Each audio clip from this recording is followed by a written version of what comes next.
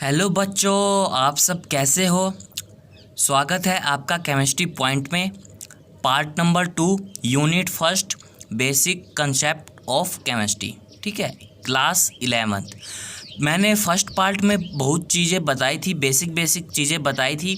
ठीक है, मैटर की प्रॉपर्टीज़ के बारे में बताया था, मेज़रमेंट के बारे में बताया था। अब हम इसमें पढ़ेंगे और कि मेज़रमेंट कैसे किया जा सकता है किसी मैटर को। ओके, तो वहाँ मेरी वीडियो जाके देखो, पार्ट ए। आपको पता चलेगा कि हमें एसआई यूनिट के बारे में पढ़ा था, परफिक्स एसआई यूनिट के बारे में पढ़ा था, जो कि हमारी केमिस्ट्री के अंदर बहुत ही इम्पोर्टेंट है। ओके, आगे हम पढ़ेंगे मास और वेट। बच्चों, आपको लग रहा होगा कि मास और वेट एक ही चीज़ है। बच्चों, एक ही चीज़ नहीं है, इन दोनों के बीच में बहुत ज़्यादा डिफरेंस है। ठीक है, मास क्या है? अगर आप किसी भी बॉडी की बात कर रहे हो, चाहे आप मेरी ही बॉडी की बात कर रहे हो, कि मेरी बॉडी के अंदर कितना मास है, वो कितने अमाउंट पर मास होगा मेरा। ठीक है, इसका टोटल कितना होगा, टोटल मैटर कितना होगा।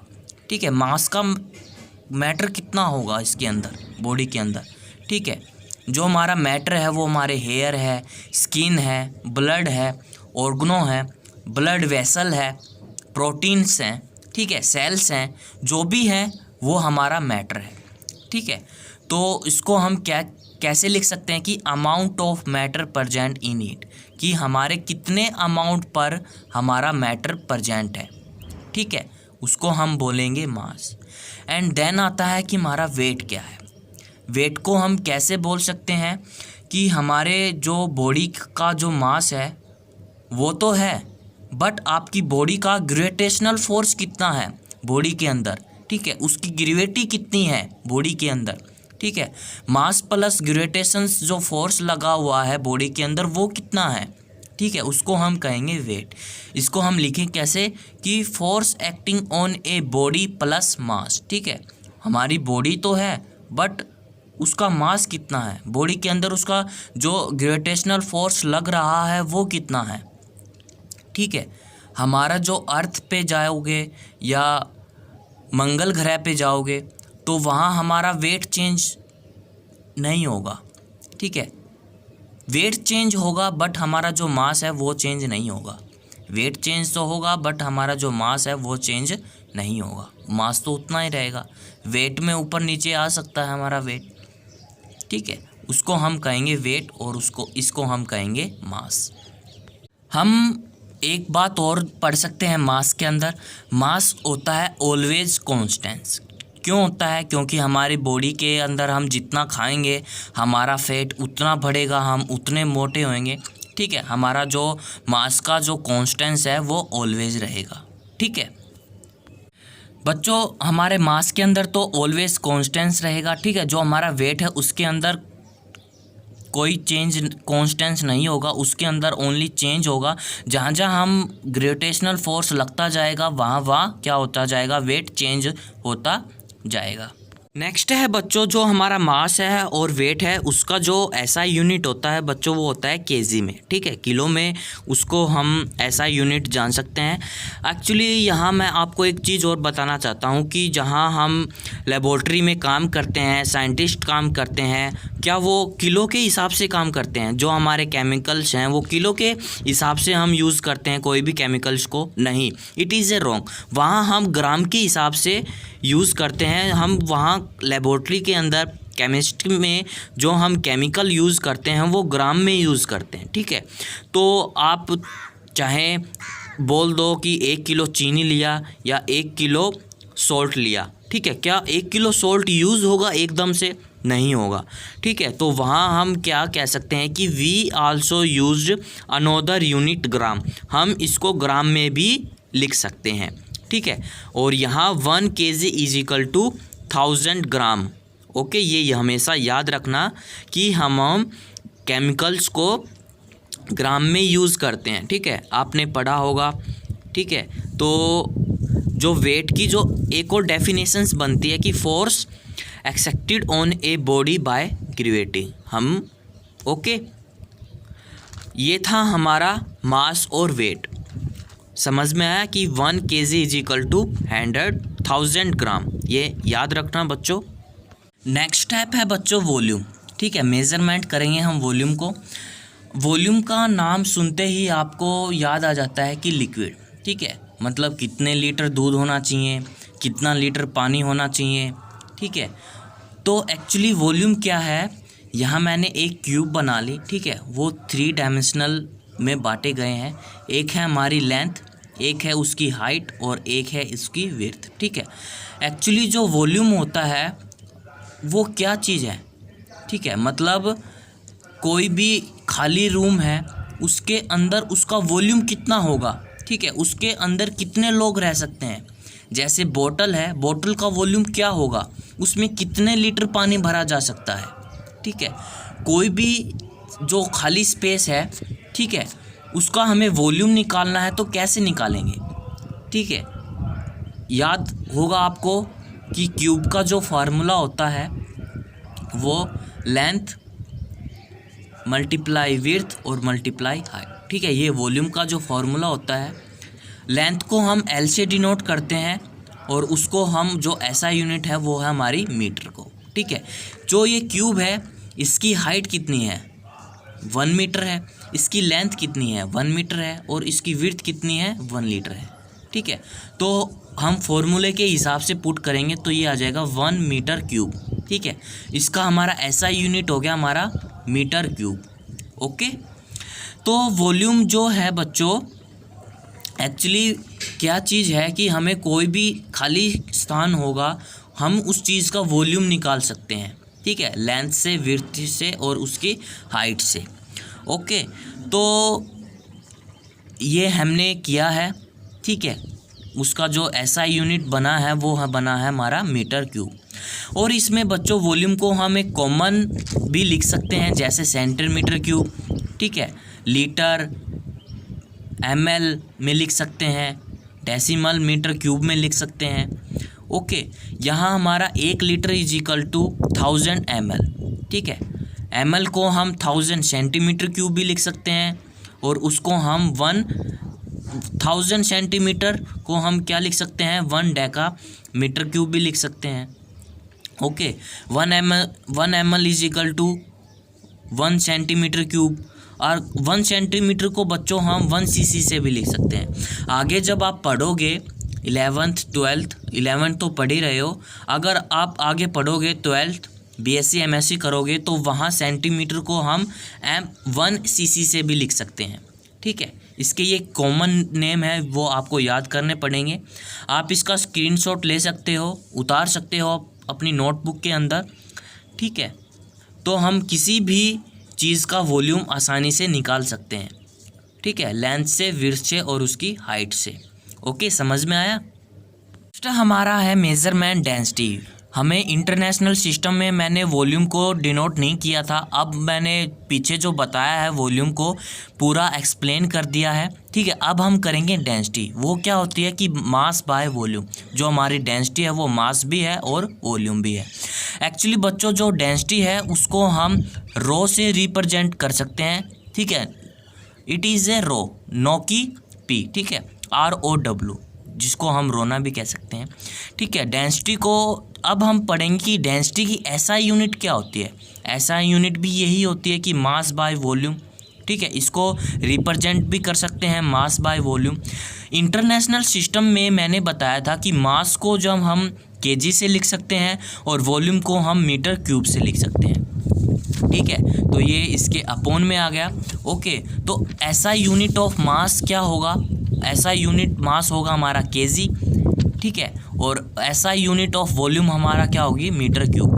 तो डेंसिटी का जो हमारी SI यूनिट होती है रो से हम रिप्रेजेंट कर सकते हैं, तो क्या आ जाएगा हमारा kg अपोन में मीटर क्यूब।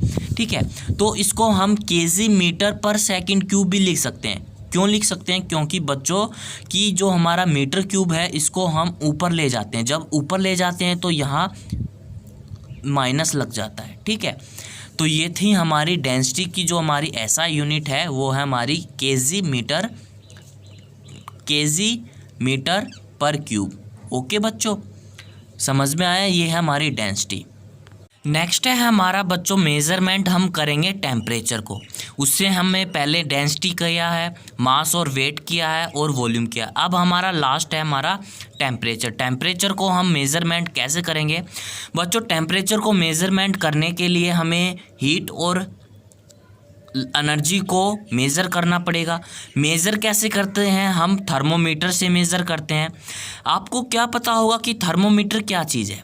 ठीक है, हम जो घर में यूज़ करते हैं थर्मोमीटर, वो हम कौन सा थर्मोमीटर को यूज़ करते हैं? हम बुखार वाला थर्मोमीटर यूज़ करते हैं बच्चों। उसके अंदर 2 स्केल बनी होती हैं, ठीक है। एक तो होती है हमारी वो 90 डिग्री वाली, ठीक है, और एक होती है हमारी 102 डिग्री वाली, ठीक है। वो डिग्री क्या है, वो क्या लेना देना है डिग्री का, ठीक है।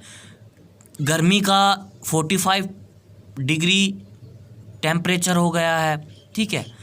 बॉडी में इतना टेम्परेचर बुखार है, वो थर्मो कैसा है, और ये जो हमारी गर्मी का थर्मो है वो कैसा है बच्चों? इन दोनों में बहुत ही डिफरेंस होते हैं। जो डॉक्टर यूज़ करते हैं थर्मो, वो क्या चीज़ है, ठीक है। जो हमारा गर्मी का जो थर्मोमीटर है, हम एक्चुअली फ़ोन में दिखाई देता है कि 45 डिग्री पहुंच गया है, 40 डिग्री पहुंच गया है। वो स्केल क्या है, वो थर्मो क्या है, वो टेम्परेचर क्या है बच्चों?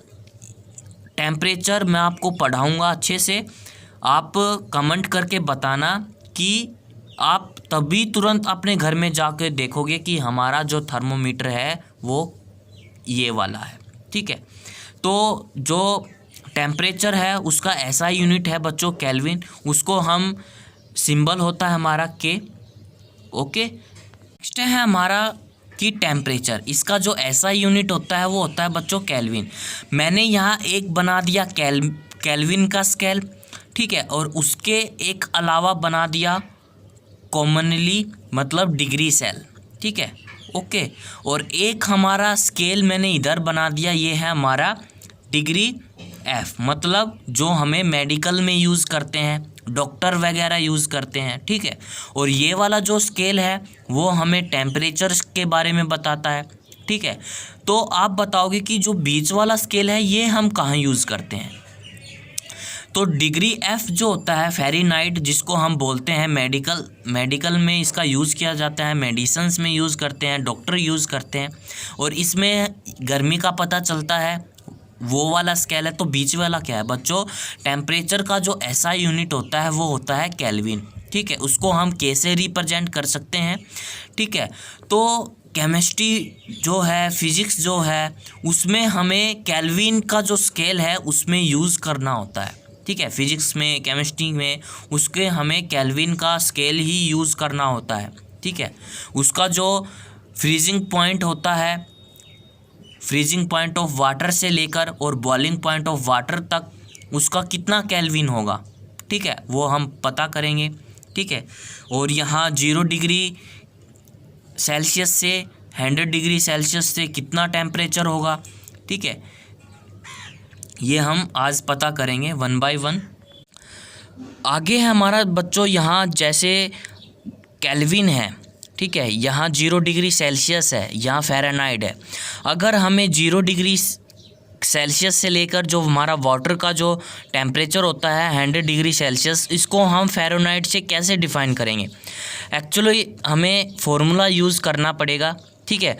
जो हमारा फ़ारेनहाइट का जो फार्मूला होता है वो होता है हमारा 9/5 मल्टीप्लाई जो जितना यहाँ केल्विन है मतलब सेल्सियस है, यहाँ डिग्री सेल्सियस प्लस में 32, ये हमारा फार्मूला लगेगा किसी भी फाइनाइट को पुट करने के लिए, ठीक है। तो यहाँ क्या होगा? केल्विन का जो हमारा फार्मूला है वो है बच्चों 0 + 273.15, ये हमारा केल्विन का स्ट्रक्चर है। मतलब केल्विन को हम इस फार्मूले के अनुसार पुट कर सकते हैं कि K = 0 डिग्री सेल्सियस या डिग्री सेल्सियस प्लस में 275.15, ठीक है। अगर हमें 0 डिग्री सेल्सियस से लेकर केल्विन तक पुट करनी होगी वैल्यू, तो क्या होगा कि यहाँ हम पुट करेंगे K = 0 प्लस में 275 0.15 इजिकल टू, तो हमारा केल्विन कितना आ जाएगा 273.15 केल्विन। ओके, तो यहाँ हमारा 0 डिग्री सेल्सियस का जो वाटर फ्रीजिंग पॉइंट कितना आया है बच्चों, यहाँ आया है हमारा 273.15। ओके, तो ये किसके इक्वल हुआ, 0 degree Celsius is equal to 273.15 kelvin के ऊपर बराबर हुआ। अब उसी से हमें फ़ारेनहाइट निकालना है। फ़ारेनहाइट को निकालने का फॉर्मूला मैंने बताया था कि 9.5 डिग्री सेल्सियस प्लस में 32, तो क्या हो जाएगा 9.5 0 डिग्री सेल्सियस से, ठीक है, 0 डिग्री सेल्सियस आ गया, प्लस में हमने 32 ले लिया, तो कितना आया हमारा 32 डिग्री फ़ारेनहाइट। तो यहाँ आ जाएगा हमारा 32 डिग्री फ़ारेनहाइट। ठीक है, तो 0 degree is always equal to 273.15 kelvin is always 0 degree Celsius in 32 degree Fahrenheit. Okay बच्चों, अब हम करेंगे कि जो हमारा 100 डिग्री सेल्सियस पर बॉइलिंग पॉइंट का केल्विन कितना होगा। तो मैंने यहाँ लिख दिया कि K is equal to 100 plus में 273.15 इज इक्वल टू, ये आ जाएगा 373.15 केल्विन। तो 100 degree Celsius is equal to 373.15 kelvin के इक्वल होगा। ठीक है, अब 100 डिग्री सेल्सियस पर फ़ारेनहाइट कितना इक्वल होगा, तो इस फॉर्मूले में पुट किया है कि 9.5 मल्टीप्लाई 100 प्लस में 30, तो ये आ जाएगा बच्चों 212 डिग्री फ़ारेनहाइट के इक्वल होगा। ठीक है, जो हमारा 100 डिग्री केल्विन है, ठीक है, ये तो इतना आया है, और 100 degree Celsius is always is equal to Fahrenheit 212 degree Fahrenheit के इक्वल होगा। ठीक है, ये था बच्चों हमारा मेज़रमेंट निकालने का तरीका टेम्परेचर को। ओके, वीडियो लगी होगी अच्छी तो लाइक करना, शेयर करना एंड सब्सक्राइब करना। थैंक यू बच्चों, ये हमारे केमिस्ट्री में बहुत ही इम्पोर्टेंट है, आप इसको बहुत अच्छे तरह से सीखो। ठीक है, थैंक यू।